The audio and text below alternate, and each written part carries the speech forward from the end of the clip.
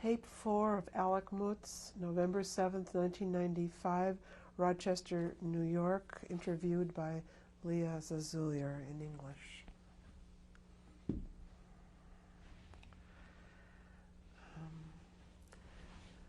So you were describing life in Flossenburg and its many aspects.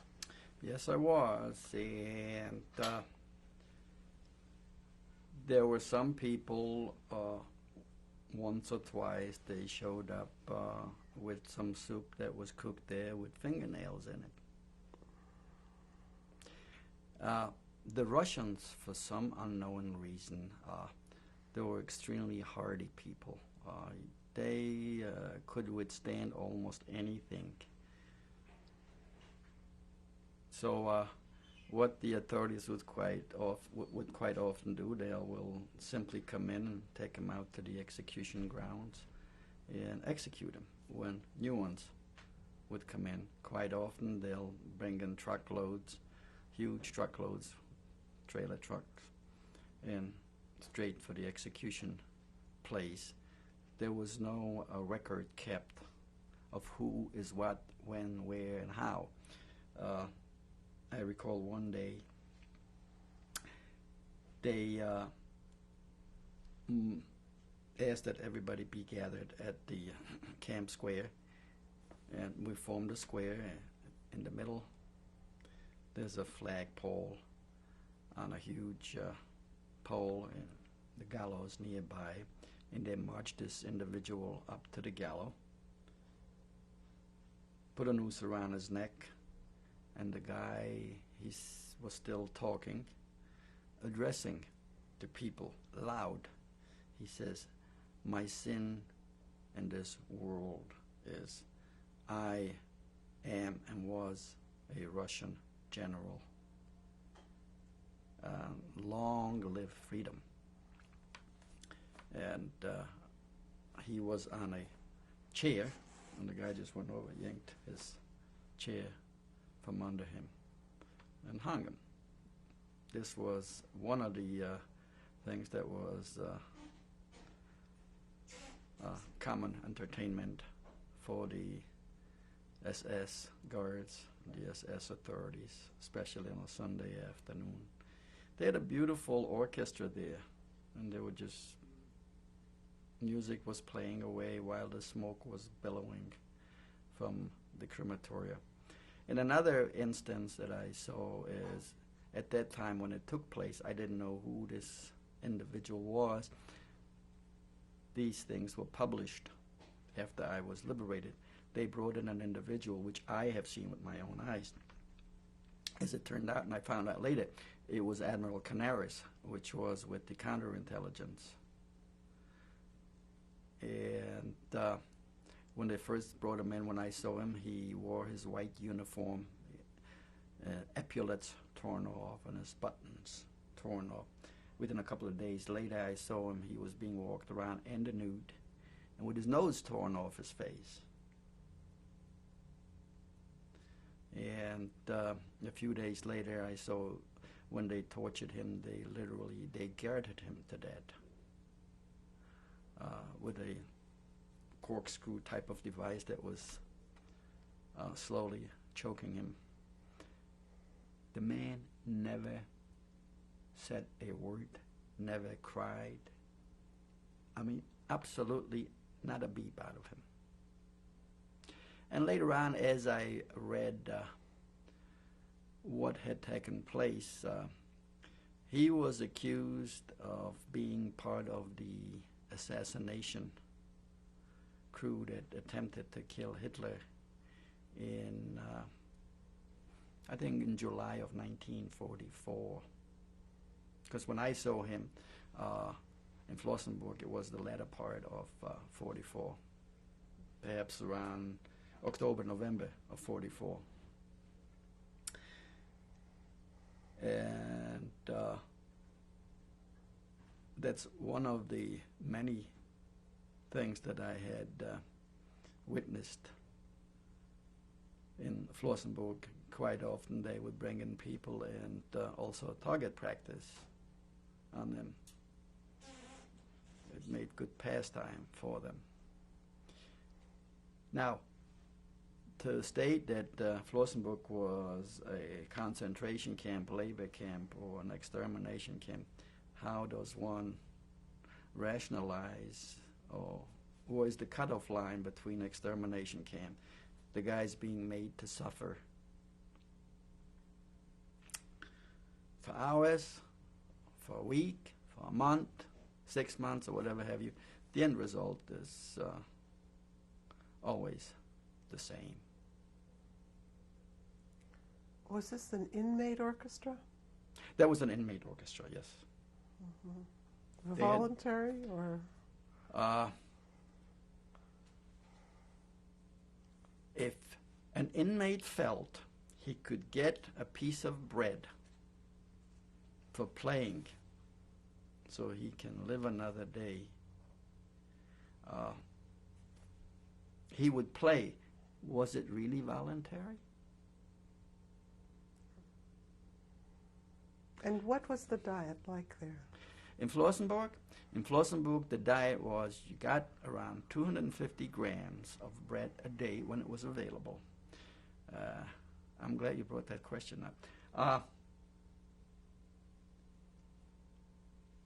The bread was, in order to prevent the bread from sticking to the ovens, was quite often based with sawdust. And it was nothing unusual to find that half of the bread was sawdust.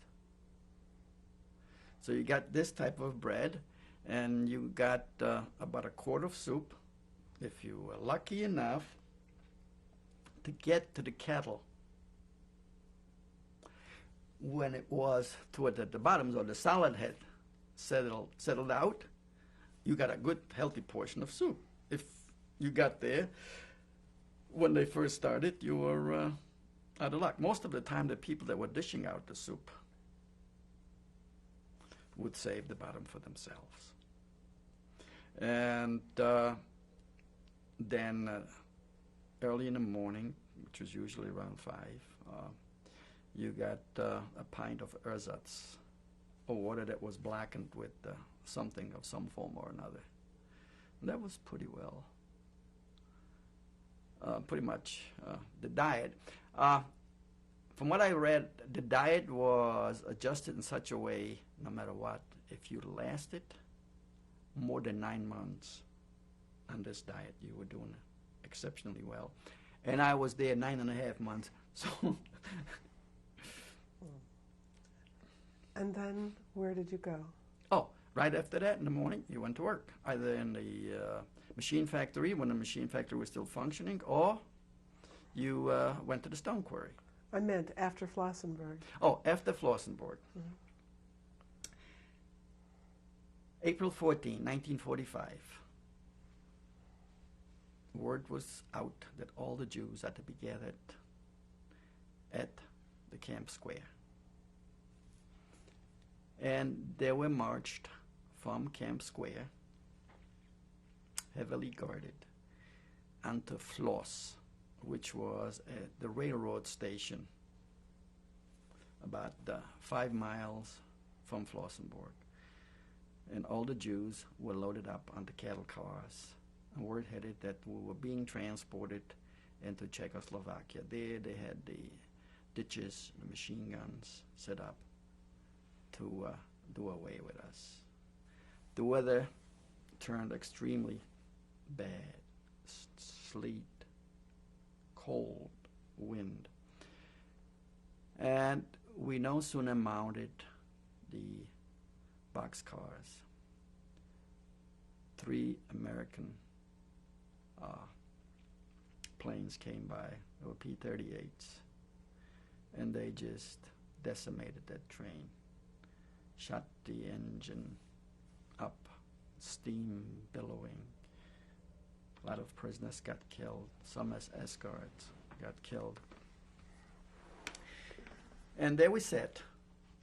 No engine, no place to go. If you attempted to jump off the train, there were open boxcars, then the SS got you on the bottom, because they dispersed and aimed their machine guns at the train. If you stayed on the train, you got it from the Americans.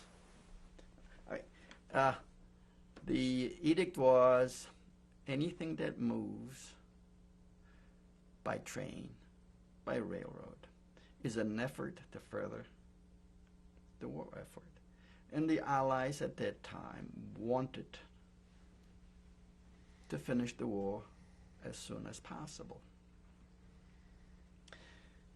So we sat there, and whoever got wounded, even though no matter how slight, the SS would come back and shoot them.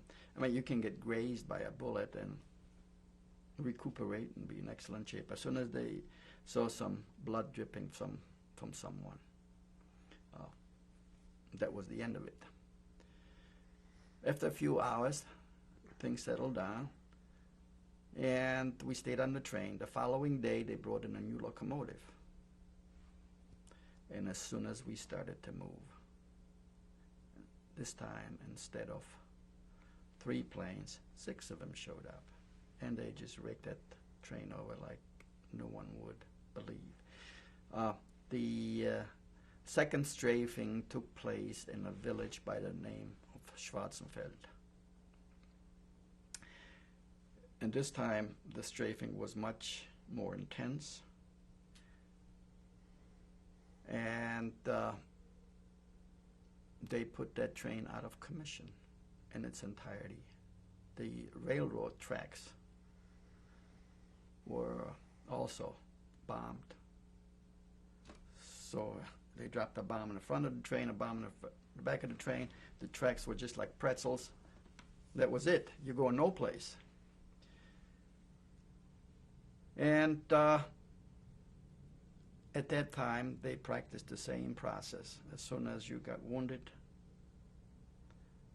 they saw some blood, they came around and executed you right there and then. I'll never forget this. My dad, may he rest in peace, had a great sense of humor. There was one SS guy, all dressed up in uniform, and he got a clean shot, and it just literally peeled his head back, or his skull. And my father says, well, he says, Alec, he says, you know, Eliua, he says, you know, he says, he'll go straight to hell without even a stop any place. And after the second strafing, the commandant of this train announced to his troopers, he says, you know, he says, we will no longer be able to, he says, get train rides. He says, we have no locomotives, so what we are going to do in order to hide these things before the population, we're going to keep the Jews in the woods, which were right nearby, during the day, and at night, he said, we'll walk. And the weather cannot be described as how bad it turned. Nothing to eat. So we were staying in the woods, and it was April. I tried to sustain myself on blueberry blossoms. And one of the things that took place, which is etched in my memory, one of the SS guys came by and yelled out, he says, is there a tailor here? And my father says, yes, I'm a tailor. And he always carried some twine and a needle and a tumble. And this SS guy pulls out corporal stripes. He says, I have been promoted to corporal, he says, and I'm looking for a tailor. And by the way, he says, you Jew, he says, you better, he says, sew them on straight, or else, he says, I'll blow your head off. He says, I'm very proud to be promoted to corporal. So my father sewed his stripes on him. He looked at him. Well, he says, you did a good job. And the father says, thank you, thank you. He goes over to his backpack and pulls out a piece of dehydrated bread. It was hard like a rock. And he gave it to my father. And my father comes over to me. He had his bread right here in his coat, and broke off a piece. And I remember the click. It was so sweet sounding. And he says, "Here's a piece of bread." And the SS guy saw it. He says, "Are you two related?" And my father says, "Yeah." So I had some bread while I was on that train. There were some prisoners that went on a dare and made their way during this commotion after the shooting for a few minutes. They ran into the fields, and the farmers had just planted potatoes, and they dug up the potatoes from the dirt, from the field, and they were eating them. When the SS brought them back, I see one of the SS guy yells at this guy. He says, "Let me see your mouth. Open your mouth. I want to see what you have in your mouth." So this poor guy opened his mouth and had some dirt and some potato, and he shot him. He shot him in the stomach. He shot him in the shoulders, and the guy keeps on yelling, "Please, please, let me live. I'll be good. I've done nothing wrong. Let me live." And the second SS guy comes over and shoots him in the head. He says, "This is how you do it." He says, "Don't waste your ammunition on him." Killed him right there and then. So, no more train rides. We walk at night. And it was very common if a person had to step out for some reason or could not continue. I mean, after a while, you got used to it. It was a common thing. They just would shoot them. As daylight approached, and they themselves, the SS, did not like the weather conditions. They've located a barn in which they chased all the prisoners into the barn. And every few minutes they would come in, take some people out, and take them behind the barn and shoot them. This took place in a village by the name Stamsried. And we have heard firing of artillery, and the closer they got, the louder the booms and the bangs were. When out of the clear blue sky, we noticed that there was silence. And the SS came around, and they were beginning to lead out some of the prisoners from the barn. And we knew what went on behind that barn, because they had bodies stacked all over the place. The guy lined us up, and they felt, I have no doubt, that the fewer prisoners they had to deal with, the easier their guarding position would be. There were only so many guards. They were not being killed off by the dozens as the prisoners were, either from the American strafings or the guards. The easier it would be for them to have control over us.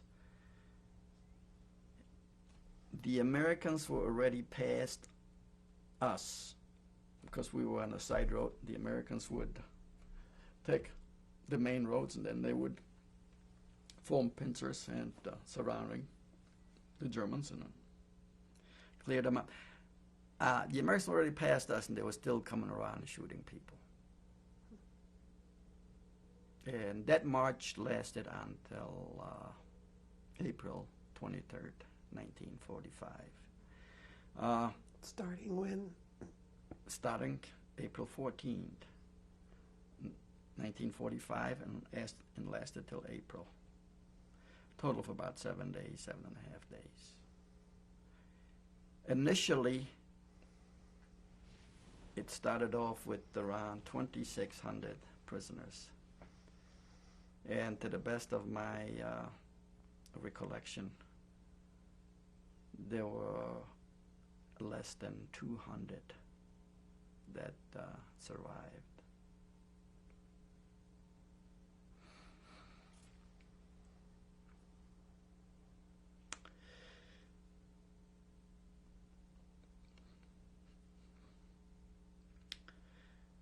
Then my father and I were taken to hospital. We stayed there for quite a few months and learned how to eat food. One of the things that some people literally committed suicide unbeknown to them was, and I recall distinctly seeing one guy got a hold of a chunk of rock salt, and he kept on gnawing at it, and within a matter of 2 or 3 hours, his head swelled up to about twice the size of our head, of what a head should be, and he succumbed. The other individual that I did see, which died in the hospital, there was nothing they could do with him. He stuffed himself on bacon, which he got a hold of from a farmer. And well, there's another individual that I saw, and I saw him walking around, which I can remember as it was now. When we got strafed, he had his chin shut off, including his tongue, and so they just put a cast on him. And I remember seeing him breathing, and it was just like hot steam coming out. And he didn't make it. After a couple of days, he passed away. The hospital that we were in was in Neuenburg. That's the community that I spent all of my almost all of my time after I was liberated. The hospital was run by an order of nuns, and they were very, very kind and very nice to us.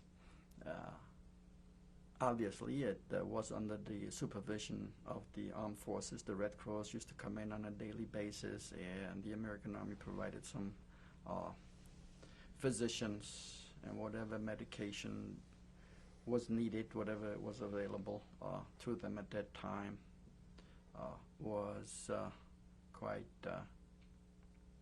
they were quite liberal with it. But this was actually in Germany. That was in Germany. It was quite close to the Czechoslovakian border. And it was after we got back on our feet and we were able to go around, walk around. I had a bicycle, I used to go on a bicycle there. Would go in the woods, and there was nothing unusual. Well, you'll find a dozen people that have been executed here, and half a dozen here, and 2 there, and 1 there. During the path of that march. And I stayed in Germany from 45 to 49. And at that time, as I lived there, I worked in an American, for the Army, an American kitchen, KP, doing KP, and I got my food and I got my clothing, and obviously most of the time I spent in school trying to catch up where I was, where I left off. And my father was pretty hard-nosed about it, and he insisted that this is what I should do, and I'm very grateful to him that I did what he wanted me to do. He was sort of my guide, and I highly depended on him. And after we were able to leave the hospital, the American authorities requisitioned a place for us to stay in this particular town, Neuenburg. And he again went back to tailoring, earned some upkeep from his tailoring, and quite a bit of our nourishment and our sustenance by and large came from the United Nations Relief Organization and the UJA.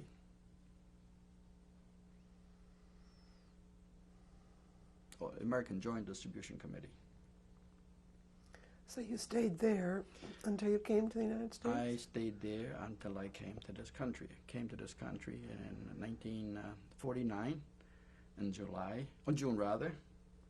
When I was 18, a couple of days later I turned 19. And my relatives got a job for me, which I despised from all the places I wound up working in a pawn shop. In New York City? In New York City. And I worked there for about 2.5 years or so. Then the Korean War broke out. I was drafted into the army and sent right back to Germany. Then when I came out of the army,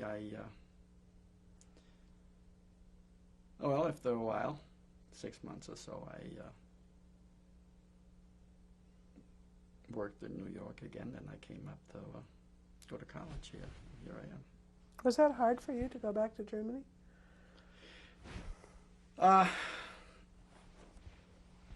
Yes, it was. When I was on that ship heading toward Germany, and usually a ship leaves at high tide, usually in the afternoon, I was on deck, and I watched. The ship's pulling away. It's getting further and further and further. And the Statue of Liberty was getting smaller. And I says, well, here I go again. Hope to make it back. And I got so sick on that boat, I never lived to see. I thought I'll never live to see ground again. It was a 10-day trip. And here I am in Germany, from all the places. I went over as an individual replacement to take someone else's place that his time was up. And this individual was being shipped back to the States, and I was to take the other person's place. There was a waiting period. It was until they found me a place while in Germany. From all the places I wound up in one of the SS training barracks. That was an experience. Then one Sunday afternoon on a nice day, my name and serial number gets called out, and I should report to the flagpole with my gear, duffel bag, whatever have you. So I go there, I report. There's this big, fat, burly sergeant, and he says, "You're being shipped from here," he says, "to Stuttgart."